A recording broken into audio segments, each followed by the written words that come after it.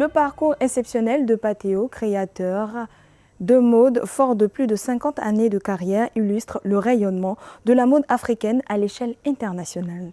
De l'artisanat local à la reconnaissance mondiale, son expérience soulève des enjeux majeurs autour de la création, de l'identité culturelle et de l'industrialisation du textile africain.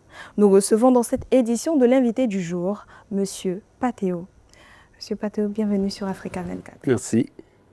Comment expliquez-vous votre parcours, parti de Guy Barré, pour devenir une figure reconnue de la mode africaine? C'est vrai que je suis un enfant du village. Et de mon village, je suis parti pour l'aventure. Hein, et en tout cas, destination, c'est Abidjan.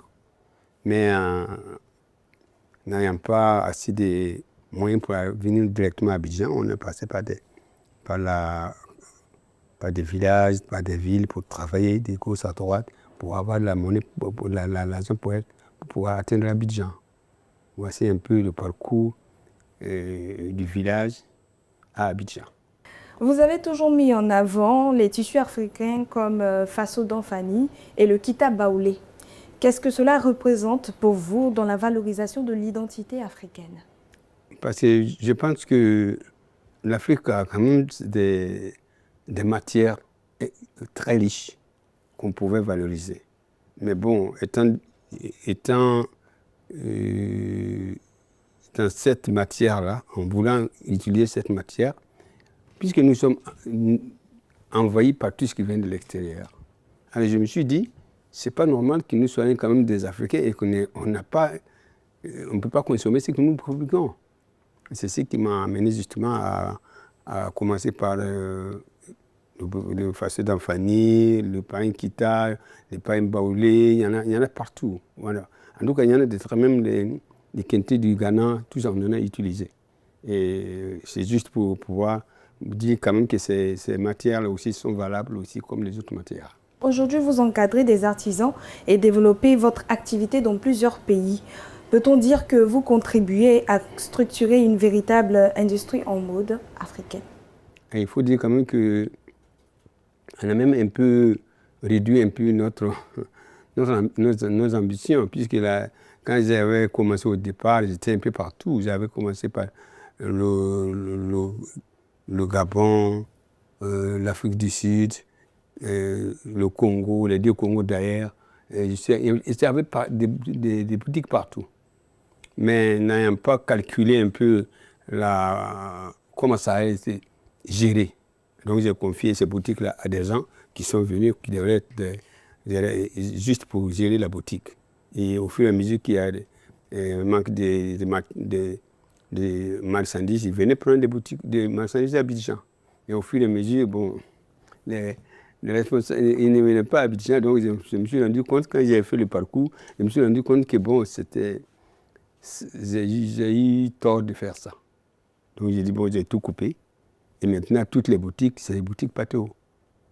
J'en ai peut-être 9 ou 8 à Abidjan. Et puis à Ouagadougou, il y en a 6. Je me suis arrêté là pour le moment parce que là, au moins, je sais que je gère ça, je vois ça et je suis ça. Votre style a été porté par plusieurs personnalités comme Nelson Mandela et plusieurs chefs d'État. Quel impact cette reconnaissance internationale a-t-elle eu sur votre carrière et la visibilité de la mode africaine? Énorme, énorme combien. En tout cas, ça nous a valu quand même une certaine, on va dire, crédibilité que les œuvres nous faisaient à nous. Donc ça nous a amené à voyager beaucoup et à amener beaucoup de gens qui venaient. Donc ça, par exemple, le président Mandela, quand j'ai commencé à l'habiller, et je vous assure que c'était incroyable.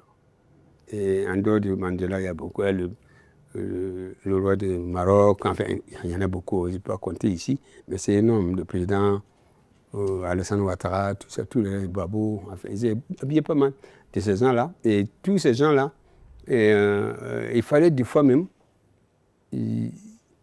essayer de négocier avec des fois même les conseillers qui pensent même qu'ils ne devraient pas porter ça. J'ai rencontré des choses comme ça quand j'ai rencontré certains chefs. Ah non, ils pensent qu'un chef ne peut pas porter ça. Ça, c'est trop africain. Vous voyez quand ça sort de la bouche des Africains. Par contre, nous pensons que l'Afrique doit habiller l'Afrique. Donc, voilà le combat qu'on avait. Mais finalement, on a eu quand même certaines responsabilités qui ont accepté, ou du moins qui nous demandaient de les habiller. Donc, ça nous a valu quand même un parcours quand même à un niveau quand même acceptable. L'industrie de la mode en Afrique représente environ 15,5 milliards de dollars selon l'UNESCO. Quel regard portez-vous sur cette croissance et quel levier, selon vous, permettrait d'accélérer son développement et son rayonnement à l'international? Bon, le volume de la production de la mode africaine est encore à un niveau très bas quand même.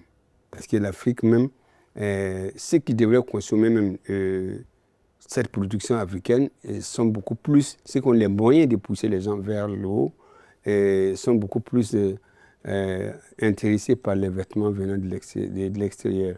Ça, c'est vraiment un problème.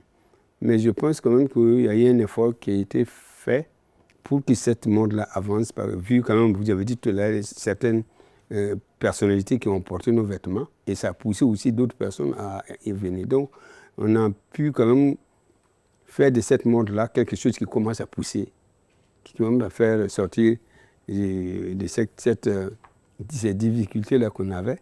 Mais je pense que si ça continue comme ça, et puis aussi, il faudra qu'il y ait une organisation au niveau des États qui essayent de pousser tous ces créateurs, ceux qui font ces métiers-là. Et notre problème, justement, c'est là. C'est-à-dire que les gens n'ont pas pensé complètement, parce qu'ils étaient tellement habitués à s'habiller à l'extérieur que ce qui est local, ils sont étonnés. Et ils sont même... Ils regardent rarement avec ça. Ils croient rarement à ça. Donc, du coup, les créateurs se sont battus, mais comment? Et c'est difficile quand vous produisez que les gens sur lesquels vous comptez pensent que ce n'est pas pour eux. On a eu tellement de discussions avec des gens. Quand ils vous parlent, c'est-à-dire que vous avez envie de laisser tomber la mode. Mais on s'est dit, bon, c'est notre gagne-pain, donc on va continuer. Et c'est pour ça qu'aujourd'hui, on pense que la mode africaine commence quand même à sortir un peu de l'eau. Félicitations à vous. Aujourd'hui, vous avez plus de 50 ans de carrière. Quel message souhaitez-vous transmettre à tous ces jeunes talents africains qui voudraient devenir aussi de grands créateurs de mode comme vous? Oui, je pense que pour la jeunesse, ceux qui voudraient vraiment s'attaquer à cette mode-là, il faudrait déjà qu'il y ait la volonté de savoir que c'est un métier comme les autres et que c'est difficile. On voit la mode comme ça, mais ce n'est pas aussi facile. Si vous voulez être un couturier, un vrai couturier, il faut apprendre des métiers. Et le métier s'apprend pendant un temps, et puis aussi travailler beaucoup et aller vers les autres pour avoir aussi les conseils,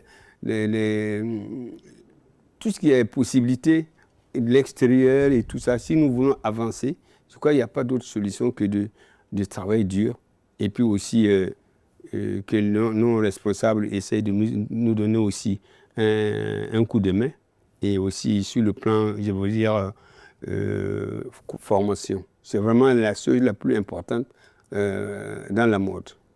Monsieur Patheo, merci d'avoir répondu aux questions d'Africa 24. C'est moi qui vous remercie. Merci de nous avoir suivis. Retrouvez l'intégralité de cette émission sur l'application MyAfrica 24 et sur toutes nos plateformes.